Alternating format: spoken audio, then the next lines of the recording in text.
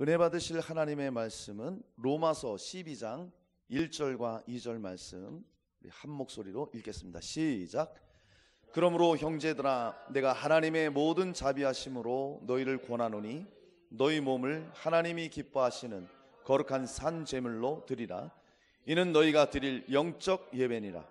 너희는 이 세대를 본받지 말고 오직 마음을 새롭게 함으로 변화를 받아 하나님의 선하시고 기뻐하시고 온전하신 뜻이 무엇인지 분별하도록 하라. 아멘. 예수 그리스도의 은혜와 평강이 여러분 모두에게 넘쳐나기를 축원합니다. 자, 오늘은 이 세대를 본받지 않으려면, 이런 제목으로 저와 여러분이 함께 말씀을 통해 은혜를 나누도록 하겠습니다. 자, 로마서는 두 부분으로 이제 나눌 수가 있어요. 1장에서 11장까지는 믿음으로 말미암는 의, 좀 이제 칭의론에 대해서 명확하게 이렇게 설명을 해주고 있습니다. 그 다음에 이제 후반부는 12장부터 16장까지, 자, 그러면 믿음으로 의롭게 된 하나님의 자녀들이 이 세대를 어떤 삶을 살아가야 되느냐, 그것에 대해서 성도들의 생활에 대해서 자세하게 그렇게 말씀을 하고 있습니다. 자, 사도 바울이 오늘 성도들에게 이 세대를 본받지 말라, 이렇게 말씀하고 있습니다. 여기 말하는 이 세대는 어떤 세대일까요? 아담으로부터 물려받은 육에 속한 그런 시대, 그것을 말씀하고 있어요. 그로 인한 그 시대의 풍습들, 또 정욕들, 이런 것들을 따라가지 말라, 악한 사회를 쫓아가지 말라, 그렇게 지금 말씀하고 있는 것이죠. 옛사람을 따르지 말고 모두 청산해버리고, 우리는 이제 성령에 속한 사람이니까, 영에 속한 사람이니까 새 사람으로서 살아가야 될 것을 그렇게 권면을 하고 있어요.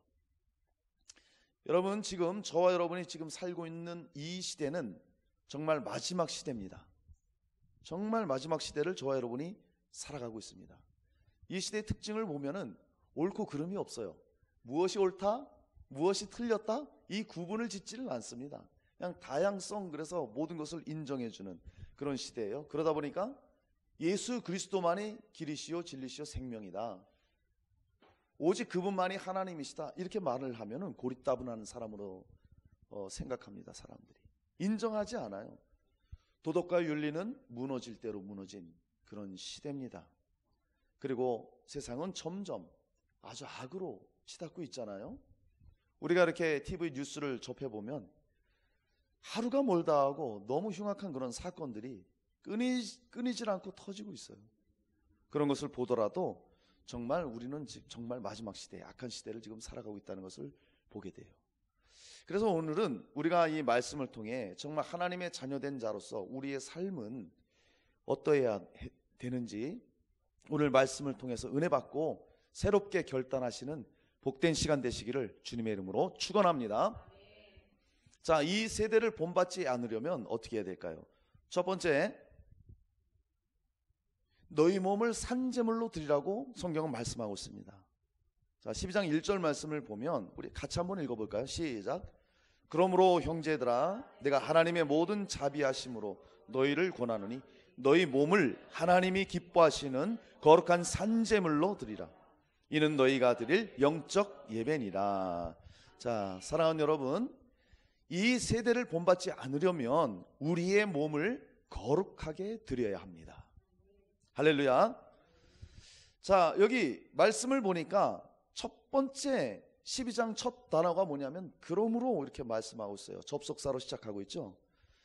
우리는 예수님을 믿고 제사함을 받았고 의롭다함을 입었습니다. 하나님의 자녀가 되었다는 것이죠. 그러면 하나님의 자녀된 자로서 어떻게 살아가야 될 것인가? 이 세상을, 이 세대를 본받지 않으려면, 그리고 이 세대 속에서 우리가 승리를 하려면 어떤 삶을 살아야 될까? 그것을 지금 말하고 있는 거예요. 그러면서 우리의 몸을 드리라고 말하고 있습니다. 저와 여러분이 예수님을 믿고 일어난 변화 중에 놀라운 변화가 한 가지가 있는데, 그것은 뭐냐면 우리의 몸이 하나님의 성전이 되었다는 거예요. 믿습니까? 저와 여러분은 하나님의 성전이에요. 우리의 몸이. 그래서 어떤 금욕주의자들은 우리의 육체는 쓸모없다, 육은 악하다, 그래서 육체를 함부로 막 대하고 육체에 학대를 하고 고통을 가하고 이러는 사람들이 있어요. 이거 잘못된 것입니다. 우리가 예수 믿는 순간 우리는 거듭났고 제사함 받았고 의롭다함 입었고 우리의 몸은 하나님의 성전이 된 거예요. 할렐루야. 그래서요, 우리가 예수님의 보혈을 의지하고 회개하고 예수님을 우리의 구세주로, 우리의 주님으로 영접하면 거룩하신 성령께서 우리 안에 찾아오셔요. 할렐루야. 그러니까 다 여러분 안에 지금 누가 계셔요? 성령님이 계셔요. 우리는 하나님의 전이에요. 다시 말하면 우리 몸은 하나님의 성전이라는 것이죠. 그러니까 우리가 이 세대를 본받지 않고 살려면, 승리하는 삶을 살려면 우리의 몸을 거룩하게 하나님 앞에 드려야 된다는 거예요. 고린도전서 3장 16절에 너희는 너희가 하나님의 성전인 것과 하나님의 성령이 너희 안에 계시는 것을 알지 못하느냐, 그렇게 바울이 말하고 있습니다. 우리는 우리의 몸을 정말 거룩한 몸을 하나님 앞에 드려야 된다는 거예요. 이 몸을 드린다는 것은 단순히 그냥 몸만 나와서 앉아있는 게 아니라 우리의 마음, 즉 전인격적으로 하나님 앞에 드리는 것을 다 포함한다는 거예요. 또 고린도전서 6장 19절로 20절에 너희 몸은 너희가 하나님께로부터 받은 바 너희 가운데 계신 성령의 전인 줄을 알지 못하느냐. 너희는 너희 자신의 것이 아니라 값으로 산 것이 되었으니 그런즉 너희 몸으로 하나님께 영광을 돌리라. 할렐루야. 자, 우리의 이 몸을 하나님이 사셨다는 거예요. 무엇으로 샀습니까? 십자가에서 흘리신 피값으로 샀다는 거예요. 이거 어마어마한 거죠. 예수님이 피값을 지불해서 저와 여러분을 샀습니다. 할렐루야. 우리 얼마짜리예요? 우리는 얼마짜리? 예수님짜리. 그래서 우리 침례교단의 그 공과를 보면은, 성경 공부 공과를 보면 예수님짜리라는 게 있어요. 그러니까 우리의 그런 어떤 그 변화된 하나님의 자녀로서의 신분은 몇 억, 몇 조 비교할 수 없다는 거예요. 우리는 예수님짜리. 할렐루야. 그러니까 예수님이 피값을 지불하고 우리를 산 거예요. 우리는 주님의 것이 되었습니다. 아멘. 그러니까 예수님 우리의 주가 되시고 우리는 그분의 것이에요. 그러니 우리는 당연히 우리의 몸을 정말 주를 위해서 거룩하게 살아야 된다는 것이죠. 저와 여러분의 몸은 우리의 것이 아닙니다. 아멘. 그래서요, 우리의 이 몸은 하나님이 기뻐하시는 일에 우리가 드려져야 된다는 거예요. 하나님께서 원하시는 일에 거룩한 도구로 우리가 쓰임 받아야 된다는 것입니다. 할렐루야. 그것을 하나님이 원하시고 그것이 바로 거룩하게 하나님 앞에 드려지는 삶이라는 거예요. 여기 보니까 말씀 중에 너희 몸을 하나님이 기뻐하시는 거룩한 산 제물로 드리라, 이렇게 말하고 있습니다. 이 거룩하다는 것이 무슨 말이냐면은 흠이 없이 순전하다, 이런 뜻을 담고 있어요. 거룩한 제물이라는 게 무엇이었습니까? 이것은 뭐냐면 제 종되었던 우리가 예수 그리스도의 보혈로 말미암아 깨끗이 씻음 받았습니다. 그러니 그가 주신 그 새 생명으로 오직 예수를 위해 살아가는 거예요. 이것이 바로 거룩한 삶입니다. 할렐루야.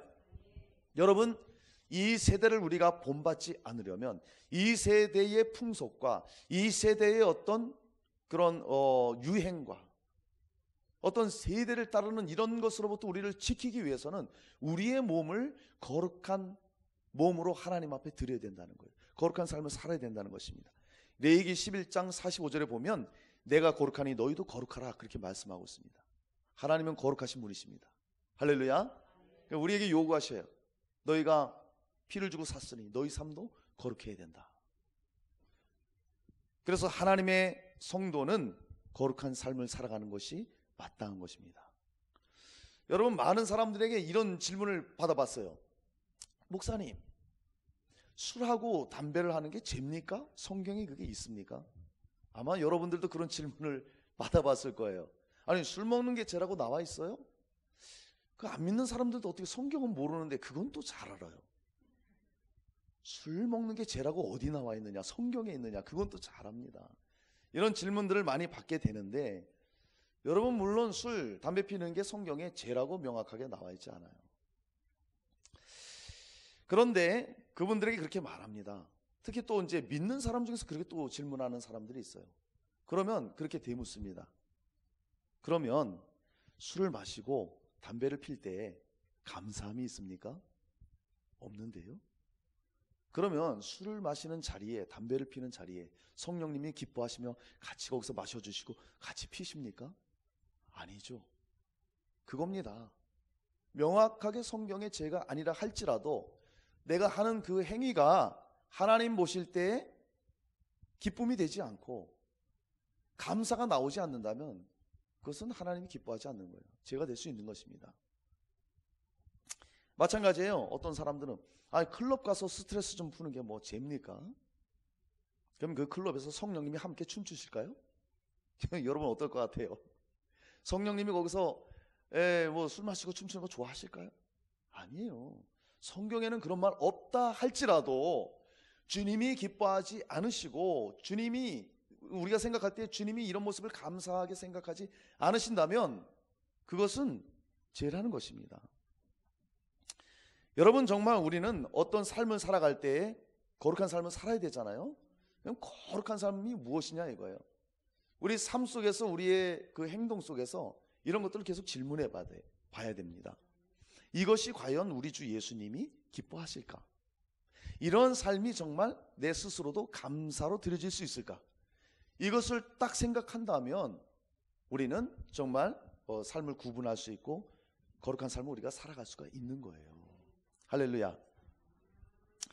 자, 여러분 로마서 6장 13절에 이렇게 말합니다. 또한 너희 지체를 불의의 무기로 죄에게 내주지 말고 오직 너희 자신을 죽은 자 가운데서 다시 살아난 자 같이 하나님께 드리며 너희 지체를 의의 무기로 하나님께 드리라. 우리가 예수를 믿고 거듭나도 때로는 우리가 의의 병기로도 드려질 수 있고 불의의 병기로도 드려질 수 있다는 거예요. 마귀가 우리를 붙잡으면 우리는 불의의 병기로 드려질 수밖에 없는 거예요. 그러니까 우리는 마귀에게 붙들려선 안 되겠죠.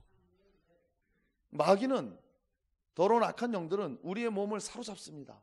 사로잡아서 악을 행하도록, 하나님은 멀리하도록 그렇게 불의의 병기로 사용하는 거예요. 그러니까 마귀에게 붙들리면 어떤 일들이 일어나요? 아주 심한 경우에는 뭐 알코올 중독이 된다든지 마약 중독이 된다든지 이런 것들로 다 속이는 거예요. 여러분 술을 마시면 기분 좋잖아요. 술 취하면 기분 좋습니다. 그다음에 마약은 저는 안 해봤지만 마약을 해도 사람들이 막 헛것을 보고 되게 좋아한대요. 마귀가 주는 가짜 천국이죠. 가짜 천국.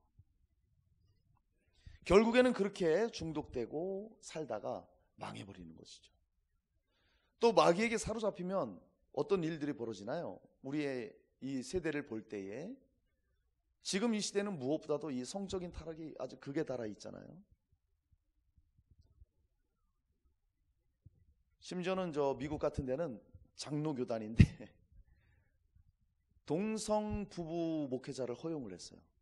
그러니까 동성애자들이 교회 목회를 합니다. 제가 볼 땐 진짜 갈 때까지 다 간 것 같아요. 이런 성적인 타락들. 교회 안에서도 이런 일들이 있습니다. 여러분 보세요. 게이, 뭐 얼마 전에도 뭐 그 확진 판명된 자가 게이 클럽에 갔다고 그러죠. 게이들, 레즈비언들, 또 양성애자들, 타락한 그런 모습들을 얼마나 많이 보게 됩니까? 그러니까 마귀에게 붙들리면 불의의 도구로 그렇게 쓰여지는 거예요. 어떤 정신 나간 목회자들은 성소수자를 차별하지 말라면서 그들을 옹호해 줍니다. 차별하지 말라고. 그리고 구약의 성경에 다윗과 요나단이 여인의 사랑보다 승하다 이런 말이 나오잖아요. 봐라, 이 사람들도 동성애다. 이런 정신 나간 소리를 하고 있습니다. 이런 시대를 정말 우리가 살아가게 되는데 불의의 병기로 들여져서는 우리는 안 된다는 거예요. 저 여러분은 정말 의의 병기로 성령에 사로잡혀서 거룩한 삶으로 하나님 앞에 드려져야 된다는 거예요. 정말 세상은 점점 아주 악한 세대로 가고 있습니다. 그래서 이런 성소수자들을 성적인 취향이다 예전에는요, 동성애 그러면 모든 사람들이 그건 죄입니다, 잘못됐어요, 이랬거든요. 지금은 그렇게 말하면은 사람들이 이상하게 생각해요. 그 사람의 성적 취향이다, 존중해줘라, 이렇게 나오거든요. 여러분, 동성애는 죄입니다. 명확한 죄예요. 하나님을 거스리는 하나님의 창조 질서에 정면으로 대적하는 큰 죄악입니다. 우리 믿음의 사람들은 분명히 알아야 되겠죠. 우리 성도라면 우리의 몸과 마음을 이런 세대로부터, 악으로부터 철저히 분리시켜서 정말 하나님 앞에 우리 삶을 드려야 돼요. 할렐루야. 그런 삶을 우리가 살아가야 됩니다. 그게 바로 거룩한 삶을 사는 거예요. 데살로니가전서 4장 3절 말씀에 하나님의 뜻은 이것이니 너희의 거룩함이라 곧 음란을 버리고, 그렇게 말하고 있어요. 우리의 육체의 음란도 우리가 조심해야 되겠습니다. 또 영적인 음란도 우리가 조심해야 돼요. 지금 이 시대는 그 어느 때보다도 종교다원주의, 혼합주의, 인본주의, 또 종교통합, 이런 것들이 지금 막 보이잖아요. 이런 것에서 우리의 몸과 마음과 우리의 신앙을 지켜내야 됩니다. 아멘? 지켜내야 돼요. 정말 이게 쉽지 않다는 거예요. 이 시대에 정말 구별된 삶은, 거룩한 삶을 우리는 살아가야 됩니다. 성도로서 점점점 우리가 살아가기 힘든 세상을 지금 살아가고 있는 거예요. 나중에는 뭐 언제가 될지 모르겠습니다. 동성애법이 통과돼 버리고 차별금지법이 통과된다면 그때는 정말 믿음 지키기 힘든 거예요. 제가 동성애는 법입니다 그러면 누가, 엘사랑교회 목사가 동성애는 죄라고 얘기하던데요, 설교하던데요, 갖다 고발하면 저는 잡혀가야 돼요. 감옥 가야 돼요. 믿음 지키기 쉽지 않아요. 그래도 저는 그렇게 할 겁니다. 감옥 가더라도. 진리니까요. 차별금지법, 거기 걸린다는 거예요. 왜 차별하느냐. 점점 그런 시대를 우리가 살아가게 된다는 거예요. 여러분, 그런 가운데서도 저와 여러분은 정말 믿음을 지켜야 됩니다. 하나님 말씀이 그렇다면 그런 거예요. 아멘입니까? 그런 구별된 삶을 살아야 되는 거예요. 우리의 몸을 전인격적으로 거룩하게 하나님께 드리는 삶을 살아야 돼요. 그래야 이 세대를 본받지 않고 믿음 지키고 승리할 수 있는 것입니다. 아멘? 우리는 끝까지 이걸 지켜야 돼요. 거룩한 산 제물로 우리의 몸을 드리라고 오늘 말씀하고 있어요. 산 제물로 드리라. 이 산 제물, 여기서 표현한 이 말은 구약에 제물을 드리는, 구약의 제사장들이 제물을 드렸던 그런 단어를 지금 그대로 사용하고 있는 거예요. 제물이 어떻게 하나님 앞에 드려집니까? 아무 짐승이나 막 잡아다가 드렸어요? 구약에 보면 흠없는, 점없는 어린 양, 1년 된 양, 구별해서 하나님 앞에 제물을 드리는 거예요. 그러니까 우리가 주님 앞에 어떻게 드려야 됩니까? 산제물로 드리는 거예요. 구약에는 죽은 짐승이 드려졌지만 지금은 예수의 피로 거룩함을 입은, 의롭다함을 입은 우리의 몸을, 우리의 마음을 하나님 앞에 산제물로 드리는 것입니다. 즉 우리의 삶 속에서 구별된 삶으로 이 세대를 대적하면서 거스르면서 하나님 말씀 따라가며 성령에 사로잡혀서 주님 뜻 가운데 살아가는 삶으로 드리라는 거예요. 이런 삶이 바로 우리의 몸을 거룩하게 하나님 앞에 드리는 것입니다. 할렐루야. 시편 19편 14절에 나의 반석이시여 나의 구속자이신 여호와여, 내 입의 말과 마음의 묵상이 주님 앞에 연락되기를 원하나이다. 거룩한 삶이 무엇입니까? 우리 몸이 드려져야 되는데 우리 마음의 묵상, 우리 무엇을 생각합니까? 주님 앞에 내가 지금 생각하는 것들이 연락이 되느냐 이거예요. 올려지느냐 이거예요. 내 입술의 말이, 내가 사용하는 언어들이 하나님 앞에 드려지냐 이거예요. 말이든 마음이든 우리의 삶이든 하나님 보실 때 올려줄 수 있는 삶, 그것이 거룩한 삶이에요. 거룩한 삶. 여러분이요, 정말 우리는 하나님의 영광을 위해서 거룩한 삶을 살아야 됩니다. 할렐루야. 내 시간도 물질도 내 시간, 물질, 내 호흡도, 내 심장도, 내 손과 발, 모든 것들이 주를 위해서 드려지기를 원하는 이런 마음, 이런 믿음, 그것을 하나님이 기뻐하시는 거예요. 정말 그렇게 주를 위해 내가 드리길 원합니다. 그렇게 살기를 원합니다. 그리고 그렇게 살아갈 때 성령이 도와주시고 그런 삶이 산제물로 드려지는 거예요. 산제물로. 할렐루야. 그리고 그것을 영적 예배라고 합니다. 그러니까 우리가 지금 드리는 이 장소에 나와서 우리가 하나님을 찬양하고 주님께 우리의 몸을 드리고 있죠, 마음을 드리고 있죠, 그리고 주님의 말씀을 듣습니다. 구별된 예배예요. 그러면 이 예배 끝이면 예배 끝입니까? 아니라는 것이죠. 한 주의 시작을 주일에 나와서 이렇게 예배한 다음에 삶의 현장으로 돌아가서 우리는 그곳에서 예배의 삶이 연장이 돼야 돼요. 그것이 바로 거룩한 삶이에요. 거룩한 삶, 주님 앞에 드려지는 거란 말이죠. 우리의 입의 말, 우리의 생각들, 모든 관계 속에서 이루어지는 일들이 주님 앞에 드려져야 된다는 것이죠. 그것이 우리의 삶이 산제물로 드려지는 것이요, 영적인 예배라는 거예요. 사랑하는 여러분이요, 정말 우리는 이 세대를 본받지 말고 우리의 몸을 거룩한 산제물로 주님께 드려서 주님을 기쁘시게 하는 삶 되시기를 축원합니다. 자, 이 세대를 본받지 않으려면 두 번째는요, 마음을 새롭게 함으로 변화를 받으라고 말씀하고 있습니다. 자, 우리 2절 말씀을 한번 보시면 제가 한번 읽어볼게요. 너희는 이 세대를 본받지 말고 오직 마음을 새롭게 함으로 변화를 받아. 할렐루야. 자, 사랑하는 여러분, 세상을 본받지 않으려면 우리의 마음을 새롭게 해야 합니다. 마음을 새롭게 해야 돼요. 세상을 본받지 말아라. 그러려면 먼저 너희 몸을 거룩히 드리라. 그 다음은 무엇이냐 이거예요. 마음이 변화돼야 돼요. 여러분, 우리의 몸을 지배하는 것은 마음입니다. 마음. 그래서 이 마음이 굉장히 중요하죠. 잠언 23장 7절 말씀에 대저 그 마음의 생각이 어떠하면 그 위인도 그러한즉, 이렇게 말씀하고 있어요.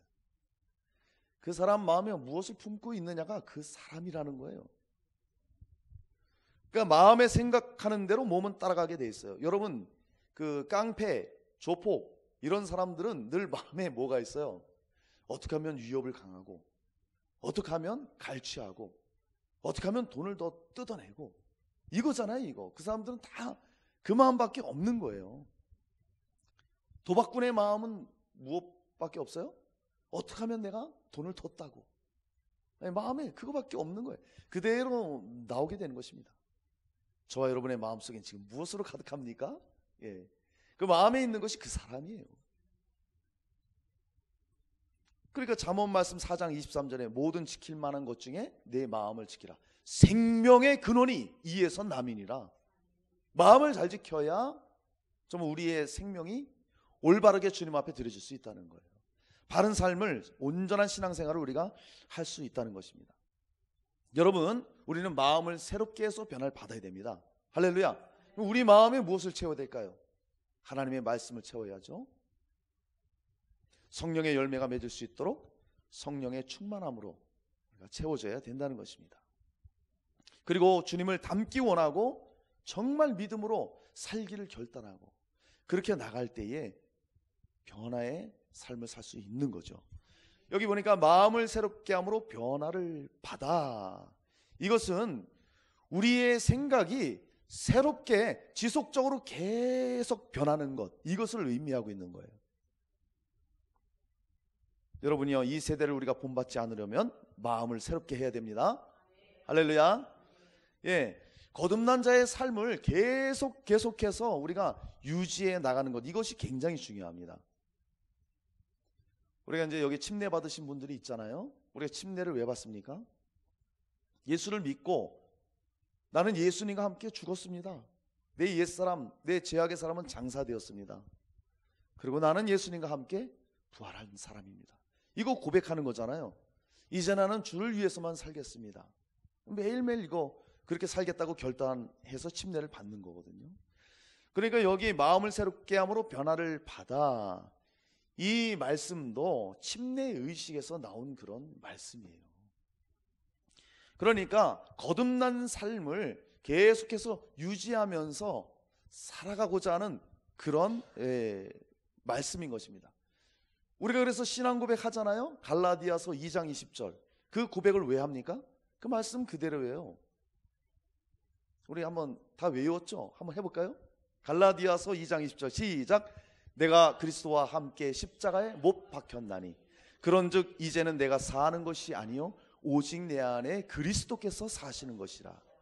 이제 내가 육체 가운데 사는 것은 나를 사랑하사 나를 위하여 자기 자신을 버리신 하나님의 아들을 믿는 믿음 안에서 사는 것이라. 아멘. 그렇습니다. 이제는 내 옛 습관, 내 옛 정욕대로 사는 것이 아니라 그것은 이미 장사 지냈거든요. 예수를 믿는 순간. 이제는 내 안에 계신 주를 위해서, 예수를 위해서 살겠습니다. 이 고백을 하는 거예요. 날마다 그렇게 살겠노라고 고백할 때에 우리의 마음의 변화가 계속해서 일어난다는 거예요. 지속돼서 일어난다는 것입니다. 그래서 예수 믿는 자, 이런 사람은 한 번 믿고 변화 처음에 딱 된다고 끝이 아니라는 것이죠. 계속해서 우리의 삶이 새로워져야 된다는 것이죠. 고린도후서 5장 17절에 그런즉 누구든지 그리스도 안에 있으면 새로운 피조물이라. 이전 것은 지나갔으니 보라 새 것이 되었도다. 할렐루야. 저 여러분은 새로운 사람이 된 거예요. 주님은 우리를 향해 말씀하십니다. 새로운 자가 됐느냐? 늘 마음을 새롭게 가지거라. 변화를 나타내거라. 그렇게 말씀하시는 거죠. 그리고 우리 변화는 계속 점진적으로 계속해서 변화해 가는 거예요. 여러분, 우리의 마음을 늘 새롭게 하나님 앞에 이렇게 드려야 돼. 그래야 이 세대를 본받지 않고 이겨나갈 수 있는 것입니다. 아멘. 여러분, 우리가 한번 우리 자신을 봐도 아마 그런 생각 해볼 때 있을 거예요. 저도 그래요. 저도 아유, 나의 이런 부분은 왜 이렇게 안 변할까? 이게 뭐 자신의 어떤 그런 성격일 수도 있고, 어떤 뭐 쉽게 고쳐지지 않는 어떤 그런 습관일 수도 있어요. 그죠? 자기 자신을 생각할 때 아우, 왜 이렇게 나는 안 변하는 거야? 그런 게 보일 때가 있습니다. 그리고 제가 목회자로서 또 이렇게 성도님들을 바라볼 때, 아니, 성경 공부도 하고 예배도 이렇게 많이 드리고 이렇게 신앙생활 하는데 왜 이렇게 변화가 안 일어날까? 막 이럴 때가 있어요. 왜 변화가 없지? 정말 변화될 수 없는 것일까? 뭐 이렇게 질문할 때가 있다는 것입니다. 근데 오늘 성경 말씀은 마음을 새롭게 함으로 변화를 받으라고 말씀하고 있어요. 이건 무슨 말이에요? 변화가 된다는 거예요? 안 된다는 거예요? 된다는 겁니다. 변화가 일어난다는 거예요. 변화라는 것이 뭐 하루 순간에 뚝딱 변합니까? 그러면 얼마나 편할까요? 예수 믿고 내가 완전한 새로운 사람으로 딱 변화됐어요. 여러분, 이 신분의 변화는 즉각 이루어지는 거예요. 영적인 일이라서. 내가 예수 그리스도를 날 위해 십자가에 피 흘려 죽으시고 부활하신 그분을 내가 주님으로 영접하면 즉각 그 순간 우리의 신분이 하나님 자녀가 됩니다. 할렐루야. 이건 영적인 일이에요. 신분의 변화는 즉각 일어나지만 그 뒤에 이제 자녀된 자로서 삶을 살아갈 때 그 변화는요, 즉각되지 않는다는 거예요. 지속적으로 끊임없이 조금씩 서서히 변화가 일어난다는 것입니다. 할렐루야. 만약에 변화가 진짜 한 번에 돼버린다면은 뭐 말할 것도 없죠. 우린 고난도 없을 겁니다. 걱정할 일도 없어요. 염려할 것도 없어요. 치열한 영적 싸움도 우리 안에 없습니다. 만약에 그렇다면 주님 바로 오셔야 돼요.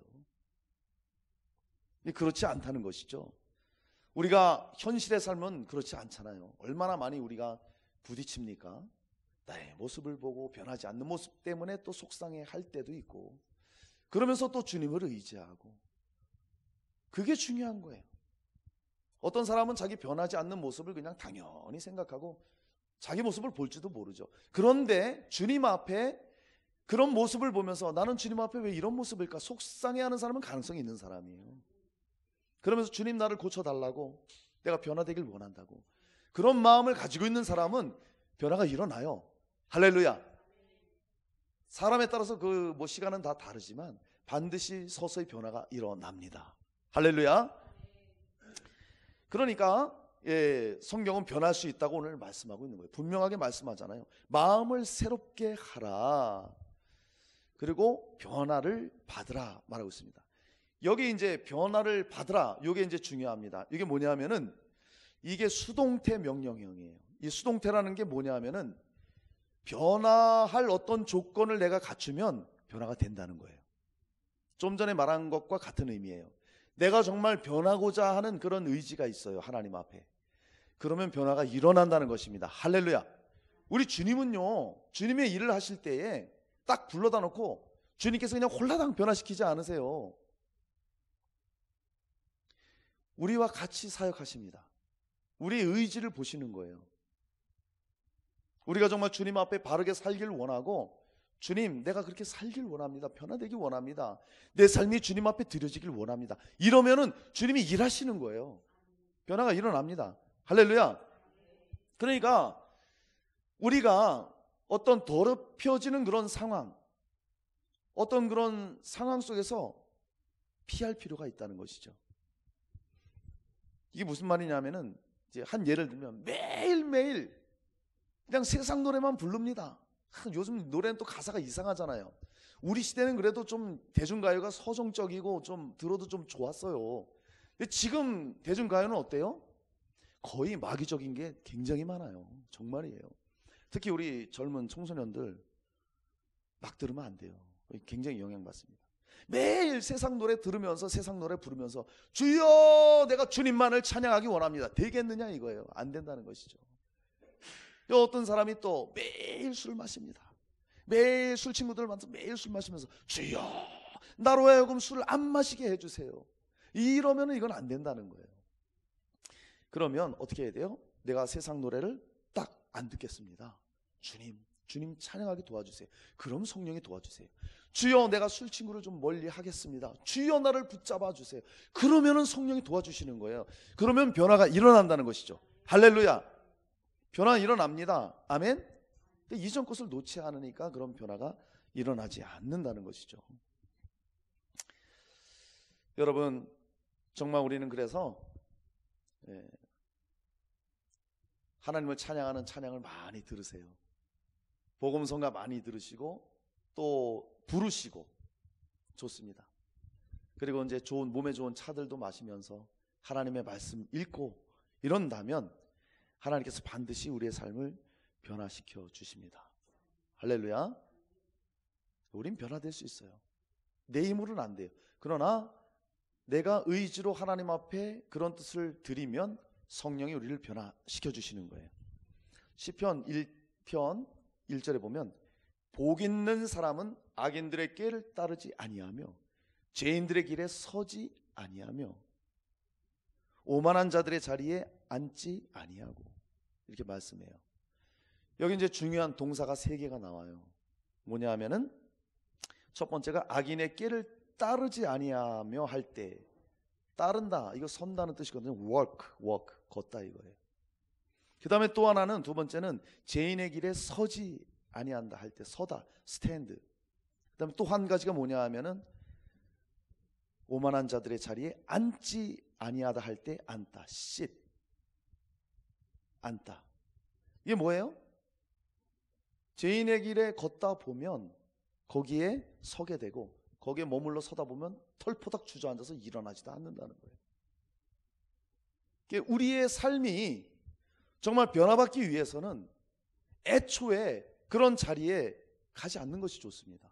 그런 걸 끊는 게 좋아요. 그러면 성령이 우리를 붙들어 주시고 변화의 자리로 우리를 인도하시고 우리를 변화시켜 주신다는 것입니다. 그리고 여기 변화를 받는다는 또 다른 의미를 찾아보면은 우리 인격 내부의 변화를 일으키는 것은 성령에 의해서 된다는 거예요. 그리고 성령께서 지속해서 우리를 새롭게 계속 변화시켜 주신다는 것입니다. 할렐루야. 그러니까 우리가 변화 받는다는 것이죠. 제가 이제 아는 목사님이 있습니다. 얼마 전에 그 목사님의 이제 간증을 들었어요. 이분이 그 부모님이 권사님이시고 아버님이 장로님이셨는데 하여튼 좀 환경이 안 좋았나 봐요. 장로님이 아버지가 어머니를 많이 좀 이렇게 핍박하시고 또 교회를 또 아버님이 이렇게 좀 목회자를 좀 대적하는 이런 삶을 살으셨나 봐요. 그런 모습을 보고 자라다가 이제 친구들의 이제 유혹에 넘어가서 이분이 서울로 상경해 갖고, 고향이 전라도인데 이제 업소에 들어갔답니다. 친구가 말하기를, 야, 여기 오면 술도 공짜, 여자도 공짜, 다 공짜야. 들어와. 잠자는 것도 공짜. 그래서 갔답니다. 가서 술이 공짜가 왜 공짜인가 했더니 손님들이 먹고 마시고 남은 거, 그거 먹으면 공짜. 뭐 여자는 뭐 거기 아가씨들 있으니까 같이 그냥 놀고 마시고 먹는 거 공짜. 그리고 거기서 자니까 공짜. 이런 생활을 10년 동안 했대요. 10년 동안. 그러면서 참 재밌는 게 이분이 그 야간업소 생활 10년을 하면서도 교회는 나갔답니다. 근데 얘기를 들어보니까 어머님이 어릴 때 너는 주의 종이 되어야 된다. 너는 주의 종이 되어야 된다. 그러니까 하나님 앞에 소원하고 계속 기도를 한 거예요. 그러니까 이분도 야간업소에 늘 있으면서, 세상 속에 있으면서도 늘 마음 가운데 뭐가 있어요? 그 어머님의 기도가 생각나고 중심이 늘 하나님 앞에 있었던 거예요. 그러니까 그 상황에서도 교회는 계속 갔던 거예요. 그러니까 어느 시점에 성령이 딱 붙잡아 주시고 역사하니까 그 모든 생활을 딱 청산하고 그분이 다시 주님 앞에 돌아오게 된 것이죠. 그래서 그분이 거기서 변화받고 이후에 어떻게 됐어요? 그분이 목회자가 된 거예요. 요 춘천에서 목회하시는데 가끔 만나서 같이 교제 나누고 기도하고 그럽니다. 이렇게 정말 변화되기 힘든 그런 상황에서도 성령께서 우리 마음 안에 계시고 우리를 지속해서 계속 이렇게 변화시켜 주신다는 거예요. 성령의 능력으로 우리는 변화될 수 있다는 것입니다. 할렐루야. 여러분, 우리의 마음을 새롭게 해야 됩니다. 우리의 마음 의지를 하나님 앞에 정말 이렇게 방향을 틀어보세요. 그리고 주님 앞에 내가 그렇게 살기를 원한다고 고백해 보세요. 성령이 우리를 도와주십니다. 변화가 분명히 일어납니다. 할렐루야. 그래야 이 세대를 우리가 이길 수 있는 거예요. 이 마지막 세대, 악한 세대를 우리가 어떻게 이길 수 있어요? 우리의 몸을 거룩히 하나님 앞에 드리고 우리의 마음이 변화를 받아야 된다는 것이죠. 우리의 마음이 새로워져야 된다는 거예요. 성령을 통해서 말이죠. 사랑하는 여러분, 정말 우리의 마음을 새롭게 하여서 변화받아서 세상을 이기고 승리하시기를 주님의 이름으로 축원합니다. 자, 이 세대를 본받지 않으려면 우리의 몸을 거룩하게 드려야 된다고 말씀드렸어요. 그리고 우리의 마음을 새롭게 해야 된다고 말씀드렸습니다. 마지막 세 번째는 하나님의 뜻을 분별해야 됩니다. 자, 우리 12장 2절 말씀, 우리 그 뒷절 한번 보도록 하겠습니다. 제가 읽겠습니다. 하나님의 선하시고 기뻐하시고 온전하신 뜻이 무엇인지 분별하도록 하라. 자, 사랑하는 우리 엘사랑 성도님들, 이 세대를 우리가 본받지 않으려면 하나님의 뜻을 분별하고 그 뜻을 이루어가야 됩니다. 할렐루야.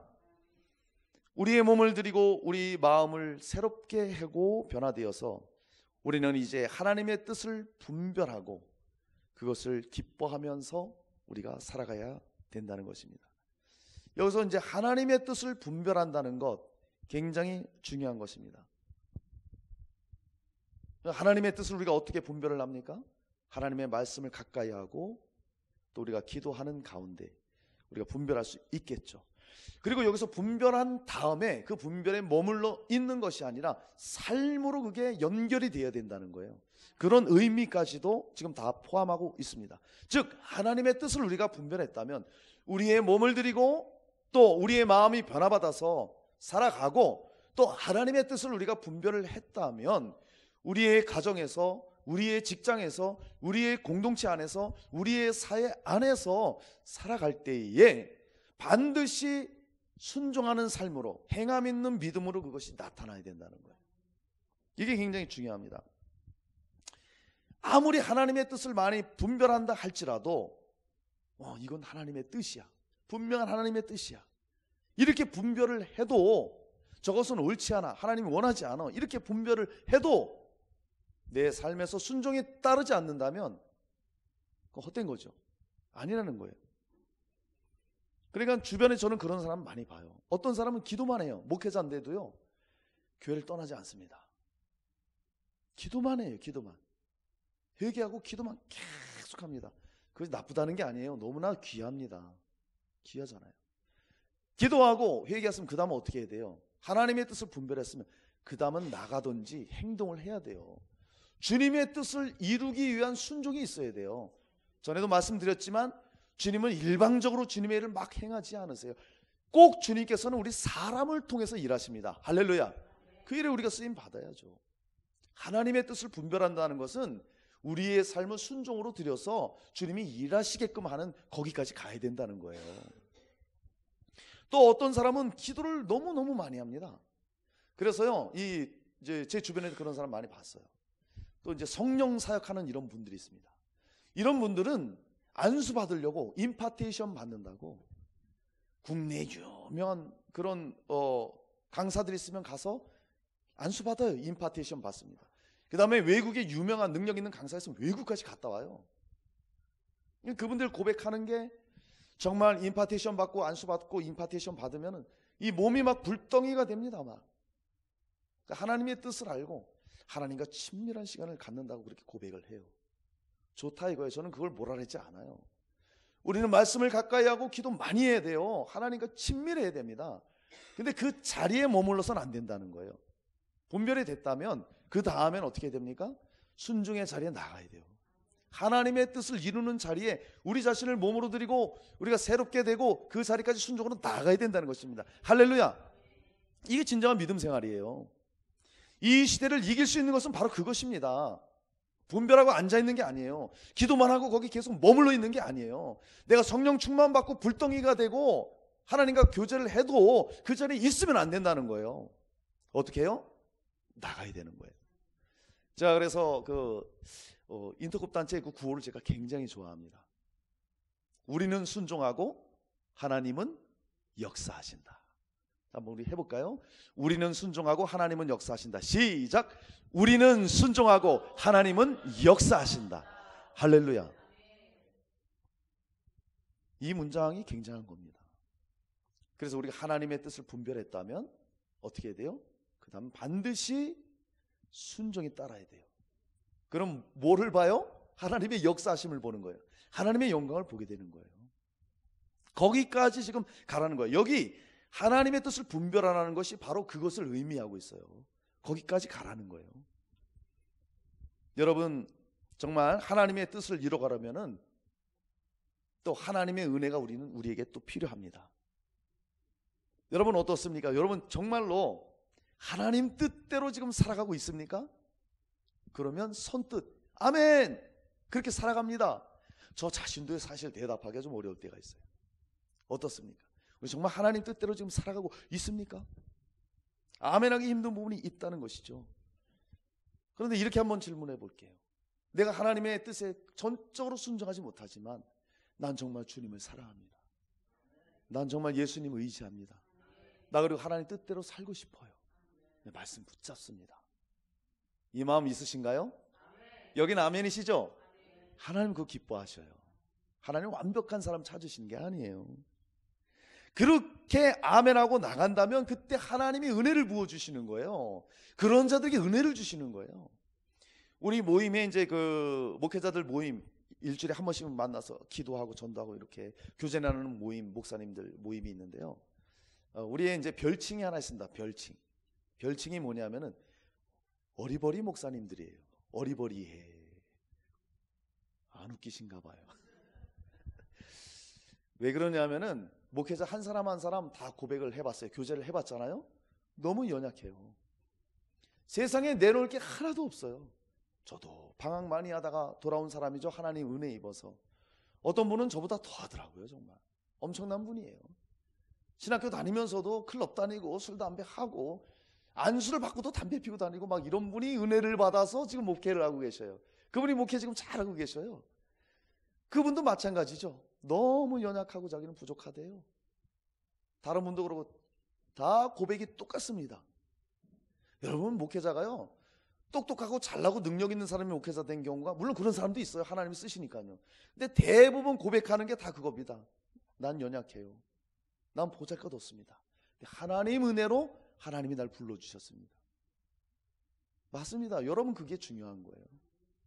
내가 100% 말씀에 순종 못한다 할지라도 내가 주님 사랑하고 의지하고 주님 뜻대로 살기를 원한다면 주님이 여러분에게 은혜를 부어 주십니다. 오늘도 여러분에게 은혜가 들어가고 있는 거예요. 할렐루야. 감사하죠. 그러면 여러분, 은혜가 또 딱 들어가면 어떤 일이 생겨요? 우리가 하나님의 은혜를 한번 받아보세요. 그러면 가장 먼저 나타나는 현상이 뭔지 아세요? 나 정말 주님 뜻대로 살고 싶다. 나 정말 주님을 기쁘시게 하고 싶다. 이런 반응이 자연스럽게 나오는 거예요. 그러니까 교회에 뭐 하나라도 더 하고 싶고 막 그런 삶이 나오는 것이죠. 여러분, 은혜 받으면 하나님 뜻대로 살기 원하는 마음이 막 솟구칩니다. 그러니까 우리는 하나님의 뜻을 분별했다면, 은혜를 받았다면 하나님 뜻을 이뤄가는 일에 우리가 쓰임받을 수 있다는 것이죠. 여기 말씀을 보니까 하나님의 선하시고 기뻐하시고 온전하신 뜻, 그렇게 말씀하고 있어요. 여기 하나님의 선하시고, 이거는 뭐 도덕 윤리는 기본이고요. 하나님의 선, 기준이 하나님의 선이라는 거예요. 그 다음에 하나님이 기뻐하시는 것, 하나님께서 무엇을 기뻐하십니까? 그분의 계획하신 뜻이 이루어질 때 기뻐하시는 거예요. 할렐루야. 주님은 그것을 기뻐하십니다. 그래서 주님의 뜻인 말씀을 우리가 따라갈 때 주님 기뻐하시는 것이죠. 또 하나는 온전하신 뜻, 이렇게 말하잖아요. 여러분, 인간의 뜻은요, 우리의 뜻은 온전하지 못해요. 왜요? 우린 타락한 본성이 있어요. 그렇기 때문에 제 아무리 우리가 온전히 산다 할지라도 하나님 앞에는 온전치 못하게 되는 것이죠. 그 온전하신 뜻은 무엇입니까? 바로 하나님으로부터 나온 것, 하나님 말씀, 하나님 그 자체만이 온전하다는 거예요. 할렐루야. 그러니까 우리가 하나님의 뜻을 잘 분별해야 될 이유가 거기 있는 것입니다. 그리고 우리가 계속적으로 변화를 받아서 하나님의 뜻을 이뤄가는 일에 우리가 쓰임 받아야 한다는 것이죠. 우리가 하나님의 뜻을 한번 살펴볼게요. 하나님의 뜻이 무엇입니까? 다시 말하면 하나님의 뜻은 하나님의 의지예요. 하나님의 의지를 우리가 다른 표현으로 하면 하나님의 마음이 되는 것이고, 그것이 하나님의 꿈이 되는 거예요. 아멘? 그렇게 되는 거예요. 그러니까 자 보세요. 하나님은 무엇을 기뻐하십니까? 마태복음 3장에 보면 예수님께서 이제 공생애를 시작하십니다. 그래서 예수님께서 침례를 받아요. 침례 요한에게 침례를 받고 물에서 올라오실 때 하늘이 열리고 하늘에서 성령이 비둘기같이 임할 때에 하늘에서 하나님의 음성이 들립니다. 이는 내 사랑하는 자요, 내 기뻐하는 자라. 왜 하나님이 기뻐하셨을까요? 주님이 계획하신, 예수 그리스도를 통해서 계획하신 구속의 일을 이제 막 시작하시는 거예요. 주님의 뜻을 예수님이 막 시작하실 때 주님은 기쁘신 거예요. 이 말은 곧 뭐예요? 하나님의 말씀, 그 뜻을 우리가 순종하며 나아갈 때 하나님 기뻐하신다는 거예요. 할렐루야. 그것이 하나님의 선하신 뜻, 하나님이 기뻐하신 뜻, 하나님의 온전하신 뜻이에요. 할렐루야. 그러니 예수님이 그 공생애를 시작하시면서 하나님의 선한 뜻을 이루시면서 일을 하시잖아요. 예수님이 자기 능력대로 막 일하신 게 아니에요. 오직 하나님의 뜻만 그대로 따라갑니다. 그래서 사도행전 10장 38절에 그런 말씀이 있죠.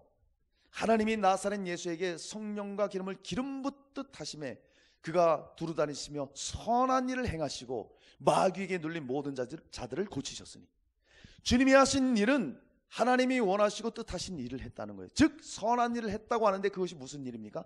마귀에게 눌린 자 고쳐주시고, 귀신을 쫓아내주시고, 질병을 고쳐주시고, 그리고 십자가의 피를 쏟아주심으로 말미암아 영원한 죄악과 저주 가운데서 지옥 갈 수밖에 없는 우리들을 살리신 일, 할렐루야. 그 일을 하신 거예요. 그 일을 마치시고 부활 승천하셔서 하늘로 가시면서 우리에게 그 일을 하라고 명하시는 거예요. 너희는 예루살렘을 떠나지 말라. 성령이 너희에게 임하실 텐데, 성령이 임하시면 너희가 권능을 받고 예루살렘과 온 유대와 사마리아 땅 끝까지로 내 증인 된다 이거예요. 예수의 증인이 된다는 것은 예수께서 하신 일을 우리가 한다는 것입니다. 그분이 이 땅에 오셔서 주님의 선한 일을 했어요. 마귀에 눌린 자를 고쳐줬어요. 질병을 고쳐줬어요. 악한 영들을 쫓아내줬어요. 복음을 전해주셨습니다. 할렐루야. 그러면 저 여러분이 할 일이 무엇이냐 이거예요. 이 땅에서 성령 받고 그 다음에 우리 복음을 위해서, 주를 위해서 복음을 전하는 거예요. 이 땅에서 전도하고 열방을 향해서 선교하러 나가는 것입니다. 할렐루야.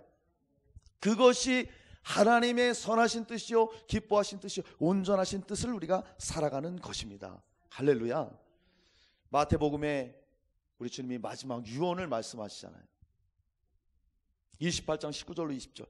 그러므로 너희는 가서 모든 민족을 제자 삼아 아버지 아들과 성령의 이름으로 침례를 베풀고 내가 너에게 분부한 모든 것을 가르쳐 지키게 하라. 볼지어다 내가 세상 끝날까지 너희와 항상 함께 있으리라 하시니라. 아멘.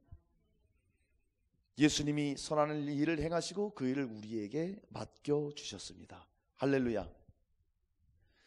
이 시대의 하나님의 뜻은 무엇입니까? 우리는 그것을 정확히 분별할 수 있어야 됩니다.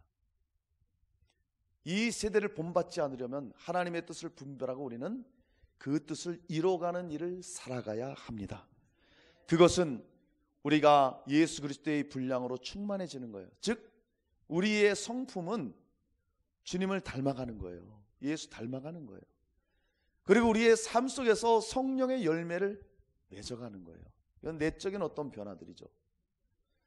그리고 우리의 외적인 어떤 사역적인 면에 있어서는 우리는 전도하고 예수께서 이 땅에서 오셔서 복음 전한 것처럼 우리도 선교하는 그 일을 감당하는 것입니다.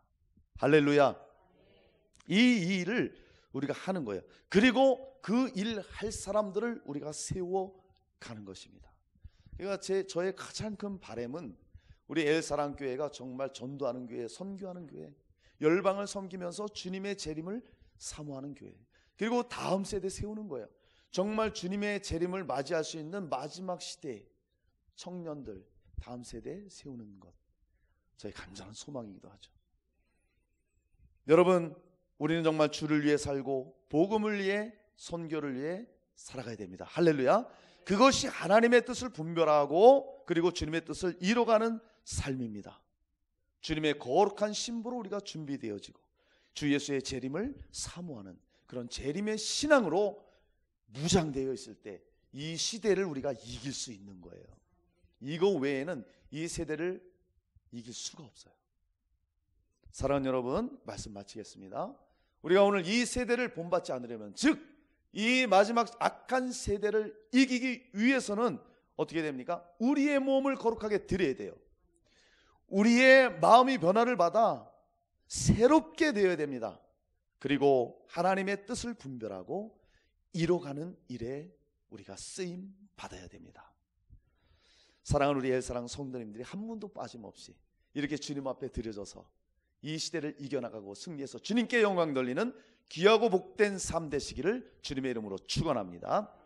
아멘.